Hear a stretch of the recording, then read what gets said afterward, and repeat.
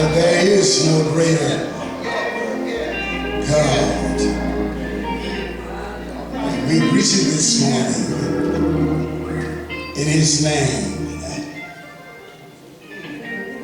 God is good. And I thank Him for another opportunity to stand in this holy place and proclaim His word. Just to give you all a little background. It's already ever read to you John the 9th chapter, verses 7 through 9. I'm going to back up just a little bit and begin in verse 1. And as Jesus passed by, he saw a man which was blind from his birth. And his disciples asked him, saying, Master, who did sin, this man or his parents, that he was born blind?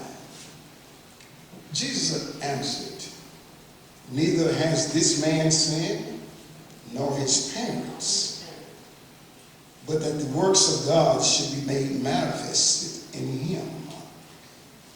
I must work the work of him that sent me while it is day. The night cometh when no man can work. As long as I'm in the world, I am the light of the world. When he had thus spoken, he spat on the ground, made clay of the spittle, and he anointed the eyes of the blind man with clay, and said unto him, Go wash in the pool of Siloam, which is by interpretation sent. He went his way therefore and washed, and came seeing. The neighbors therefore, and they which before had seen him that he was blind, said, Is not this he that sat and begged? Some said, This is he. Others said, It looks like him. But he said, I am he. This morning, my subject is, it's me. It's me. Now look to your neighbor, left or right, front or behind you, and tell them how blessed they are by sitting next to you. How blessed they are, but just sitting next to you. It's me. The old folks say, it's me. It's me, O Lord, that's standing in the need of prayer. But I found out, Taylor, in this society, many of us, Brother Tim, have tried to become somebody else. We look into the mirror and due to the facts that we have been listening to the TV ads, Brother Evans watching commercials, and we have come to the decision that my body, if I could do a makeover on my physical problems, I would make them all just go away. Because we have listened to the ads, Sister Johnson. This business world bombards you ladies with young, sleek girls, us old men with young, strong, virile men. And they tell us that just for a few dollars a day, that can be us. And for too many of us fall for that. spend our hard-earned money trying to become somebody else. What you mean, preacher? Well, we work hard to make things appear differently or how they really are. What you talking about? What you talking about, preacher? Think about it. Think about it, Caleb. How much money we spend on the outside? We wash it, brush it, comb it, spray it, curl it, tan it. We try to smooth it out if it's wrinkles, lift it if it's sagging, make it smaller, make it bigger, and still we don't like it. Short people want to be taller. Tall people want to be short. Large people want to be smaller. Light-skinned people try to get darker. And dark-skinned people feel that they would be better light if they were lighter. Perfectionists. Let's face it. We're never perfectly happy. However, much as we try to guard against doing this, we still tend to try to shape ourselves in the image that others have for us.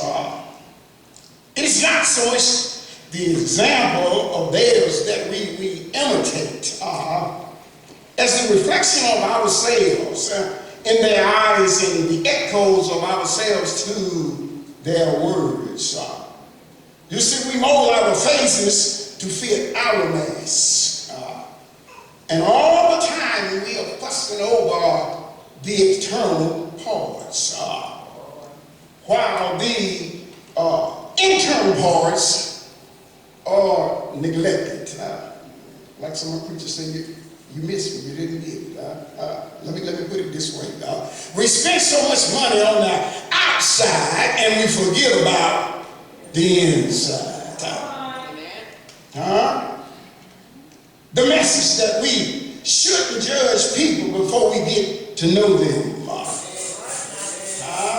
It really both timeless and true. I know your mother told you, mine told me. If we judge a book by its cover, we're often proved to be wrong.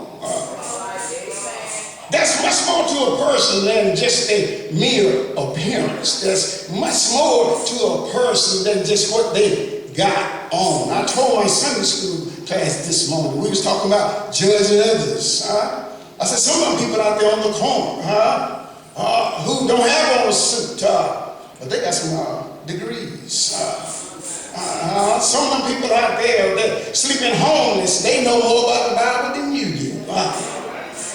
So don't judge. Samuel told, what a name, don't judge by the height. I rejected them. Don't look at them just because they're strong. Because what? Man looked at their outer appearance, but God looks at the heart. In other words, the Lord doesn't make decisions the way you and I do. People judge by outward appearances. But the Lord look at their person's heart, their thoughts, and their intentions.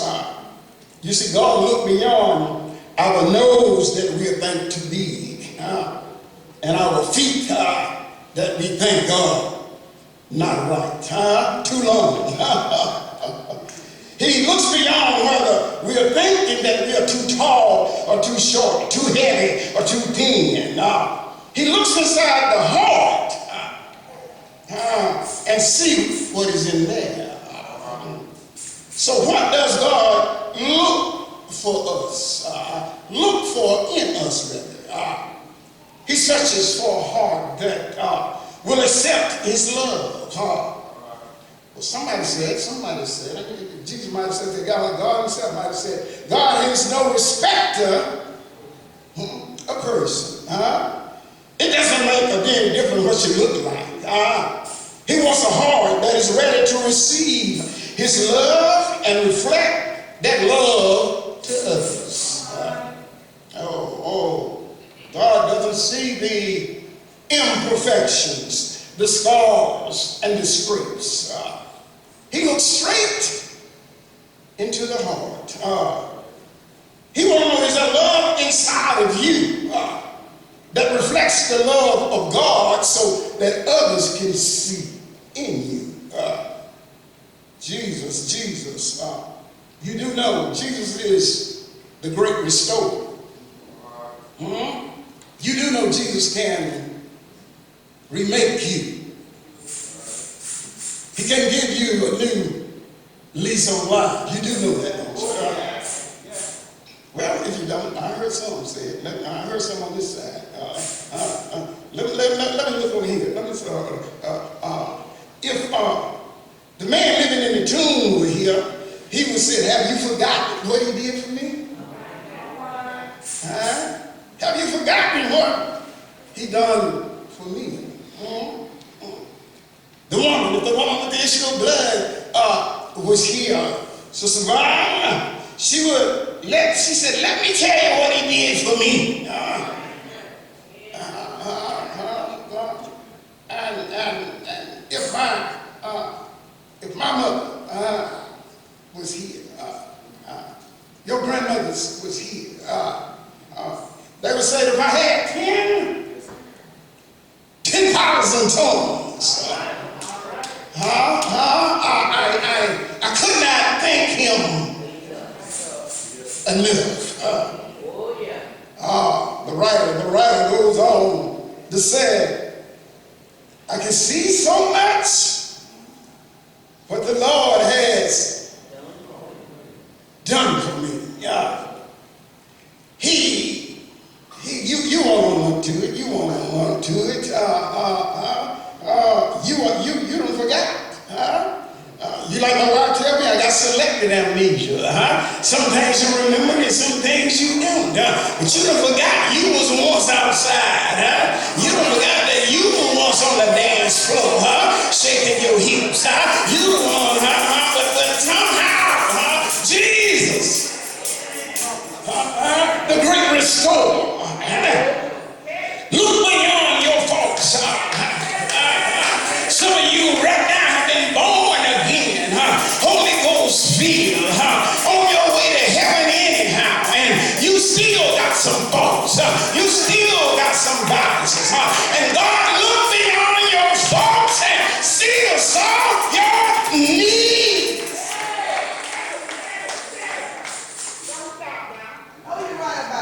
All of us, we're all standing in the need of something now.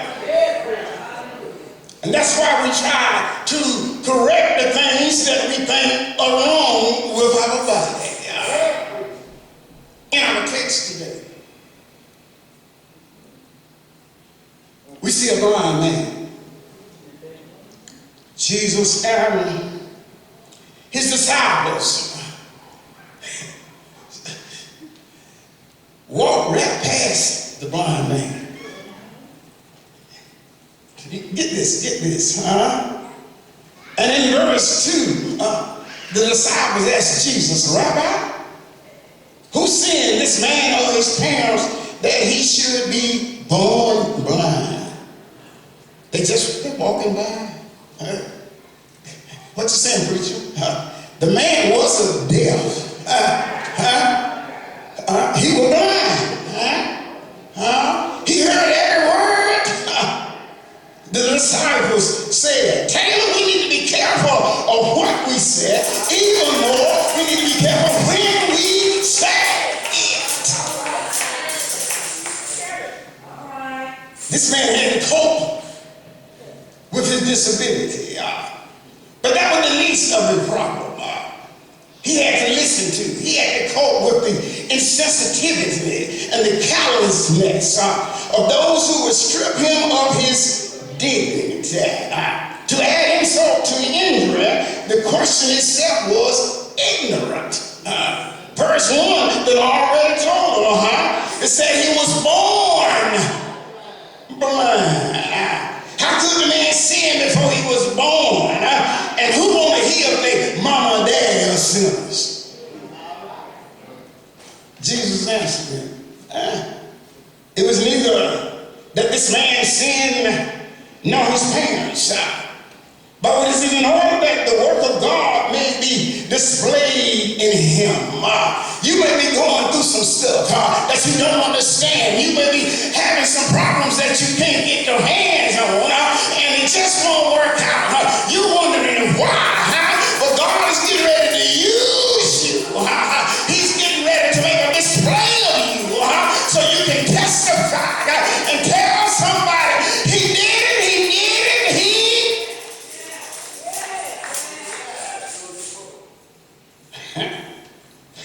Here we see the disciple looking at the outer appearance, and Jesus looking on the inside. Let me ask you a question. When you look at someone, who do you see? Do you see a person or just an unwed mother? Or do you see someone just their body filled with tattoos everywhere? Those old song movies out there said, don't let the green grass shoot. What you saying, Prichard? Well, you see that every man that has a prison record is not a threat to you. Every unwed mother is not a slut. And every child whose father has left is not a bastard. Through no fault of their own, yet people through society have mislabeled, deemed them to be no good for nothing. But here we see that Jesus has to correct his disciples and show them that everyone has some redeeming qualities. Taylor, if you allow Jesus into your life, somebody said he is able to ride in the ship. I'm going to use it. This is an old phrase. You can help me out if you want. He can take that lemon. He can take that lemon that lives have given you. And he can turn it into lemonade. I wish I had a few more on my right side who would say Jesus is able. Anybody can say Jesus is able? Can anybody on this side, my left side, can anybody say, can't nobody do me like Jesus? Can't nobody. People are more than the sum of their mistakes. Each person is created in the image of God. Each person is someone whom Christ died for. Everybody deserves to be treated with dignity.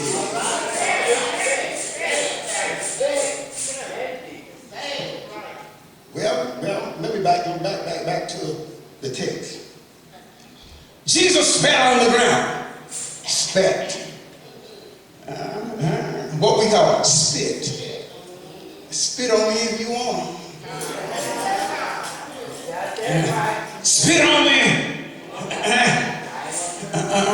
at your own risk.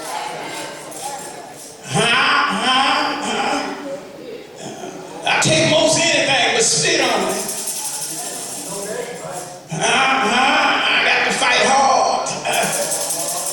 Can't fight hard to turn and walk away. And you need to be praying, please let him turn and walk away. But Jesus spit. He didn't spit on the man. No, get that out. He spit on the ground. Made a little mud cake.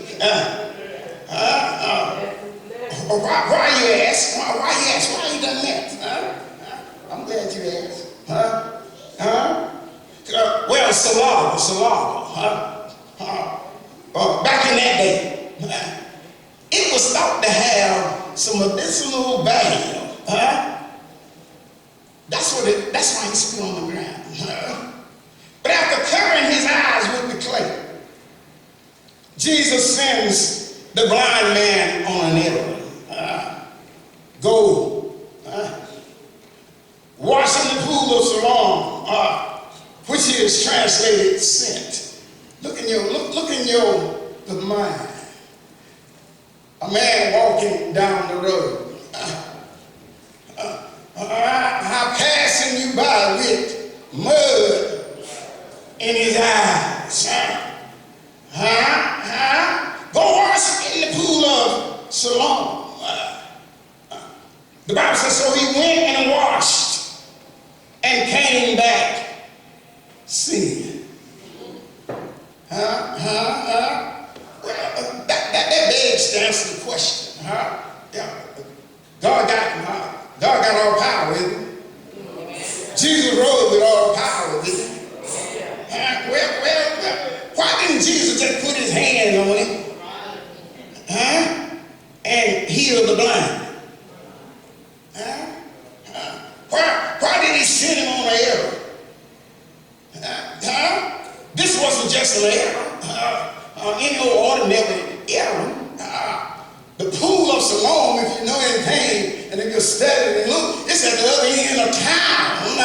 And you got to go down a flight of stairs to a pool of water.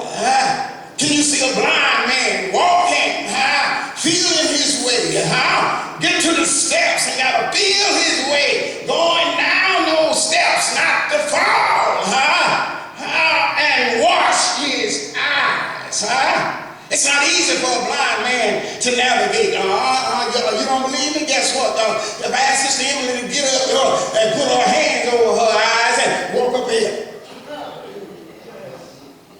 she gonna do like most of us. She gonna put them there and she go,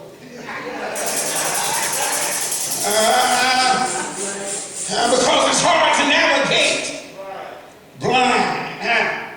So why would Jesus send him on this errand when he could have just healed him right there? Well, maybe one thing Jesus, and this is what you got to get. Jesus usually asks people, you and I, to just demonstrate their faith before he work a miracle in their lives. He want to know that he can depend on you. He want to know that you will follow through. He told the man to go. The servant that participated in the water to wine miracle did. He told him to take what? Barrels of what? Water. Fill it up and take it to the headmaster. Now they filled up water. But when it got to the master somewhere along the way, it became wine. They had to leave unless they went and got the water. The official whose son Jesus healed, he done walked 20 miles and he find Jesus. Will you go to my house? My son is sick. And he said, you don't have to go to my house. You don't have to go to my house. All you got to do is just say the word.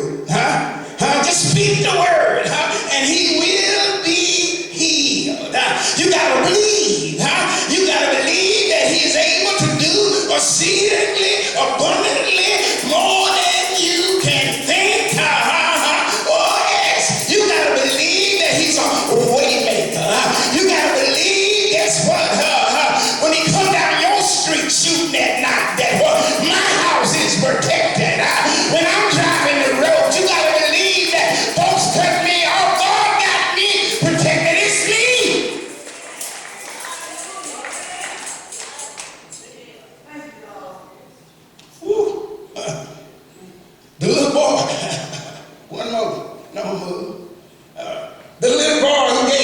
Jesus his sack lunch. He had to believe. All those folks there, what is it? 2 fish? And 5, I'm going to call them crackers. He gave up his lunch. He believed. Peter believed when he walked on the water.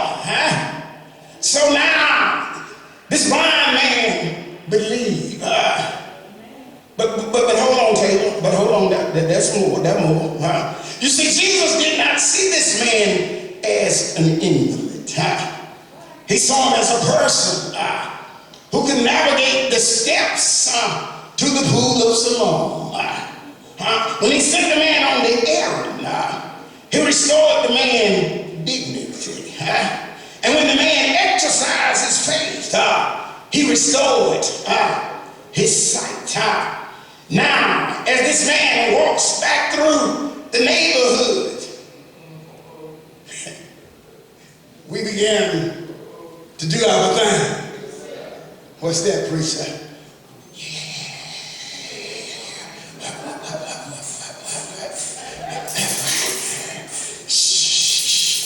What? They began to whisper. Is this not the man who used to sit and beg? They were reluctant to believe that this miracle had actually happened. Someone said, well, I'm not sure. It may be him. He looks different. But the man said, it's me. It's me. If you let Jesus lead you, if you follow his directions, he will make you the head, not the tail. He will make you a lender and not a borrower. He'll bless your coming in and he'll bless your going out. Anybody here know God can take a little and make a lot? Do you know God can put a pep in your step?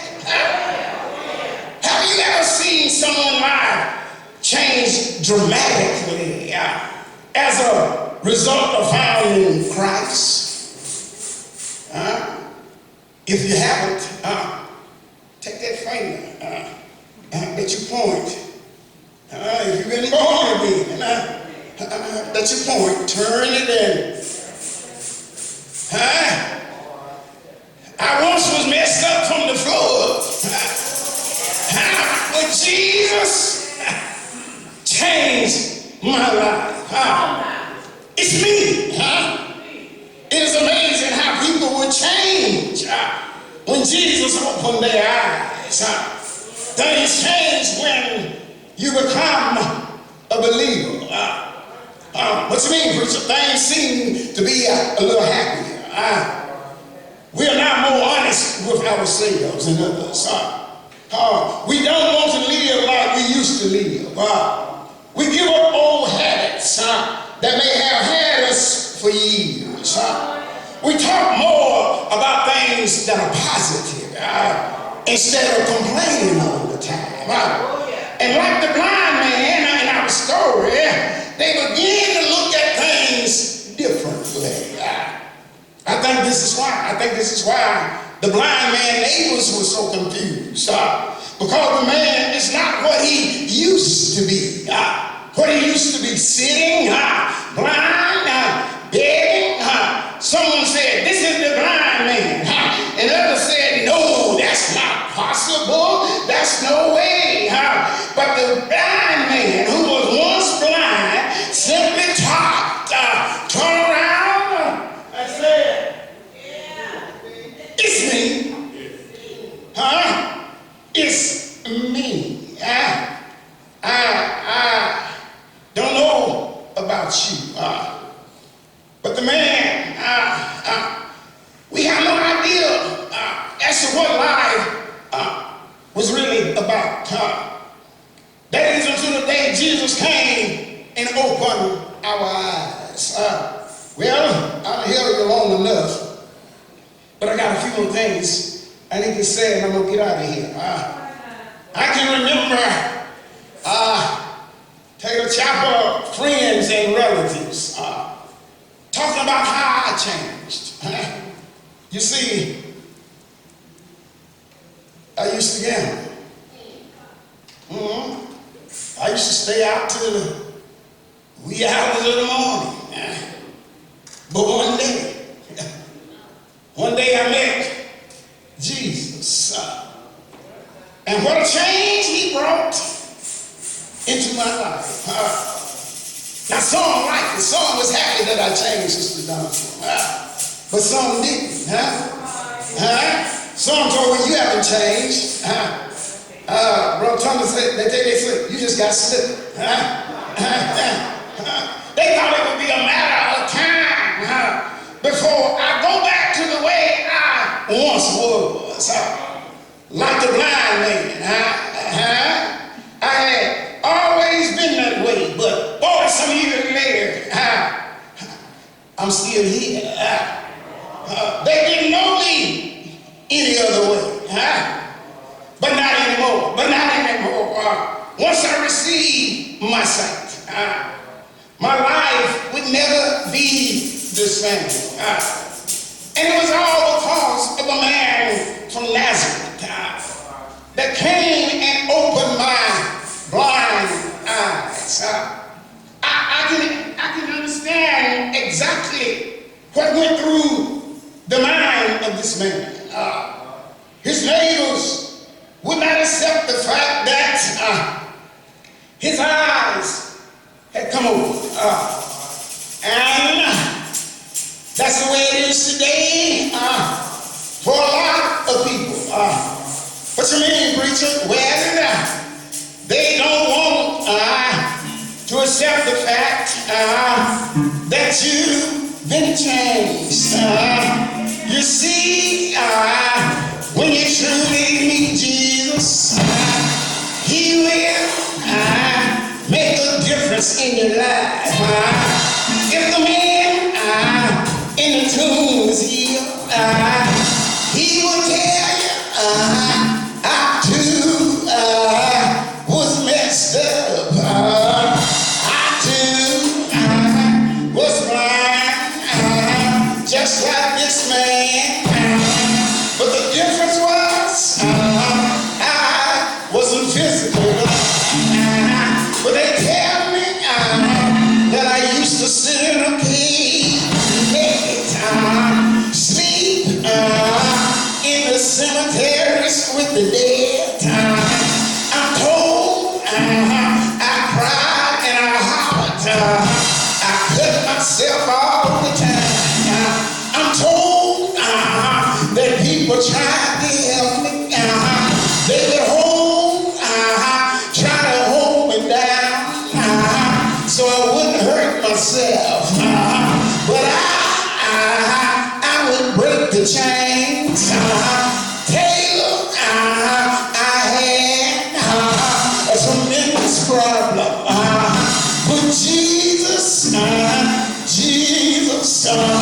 he came to my rescue. And he gave me a new lease on life. The folks that knew me said the same thing about me that they are saying about this man. Is that the same man that was full of demons? And I proudly dare, and I proudly say, it's me. So, to all those doubters that are asking, if the blind man that once said in bed, I can testify on his behalf, not because of him, because Jesus, he did it to me also. So I can say, it's him and it's me. For we are more than conquerors through Christ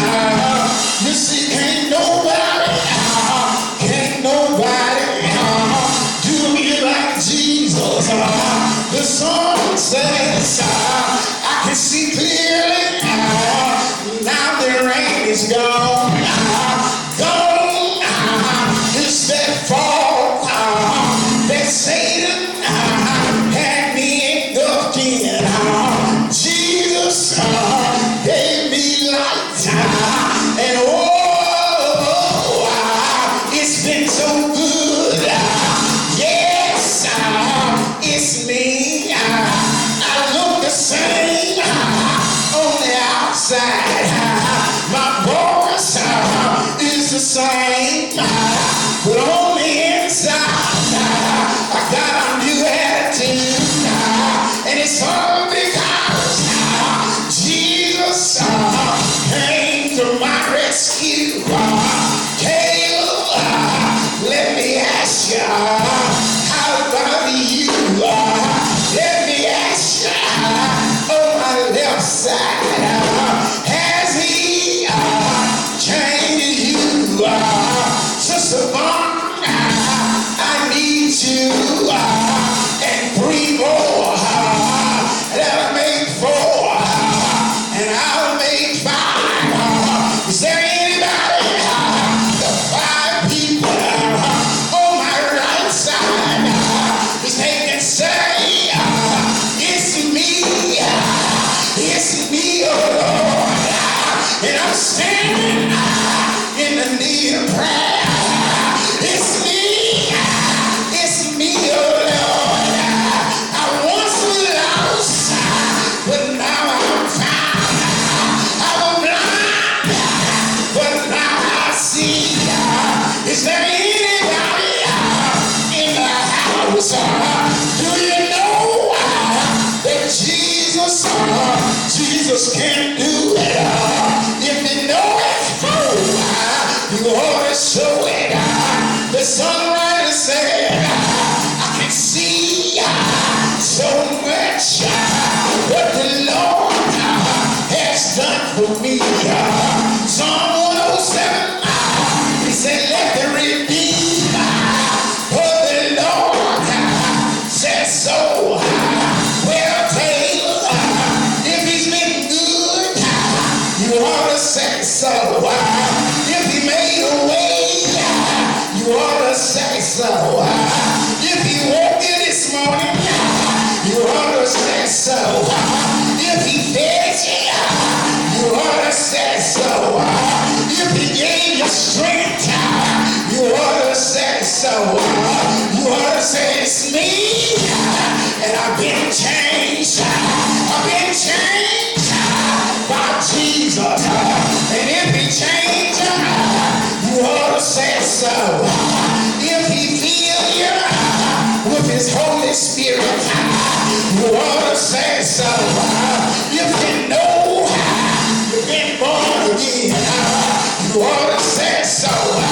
Every now and then, not only say so, but you might want to move. So thank you, because it's me.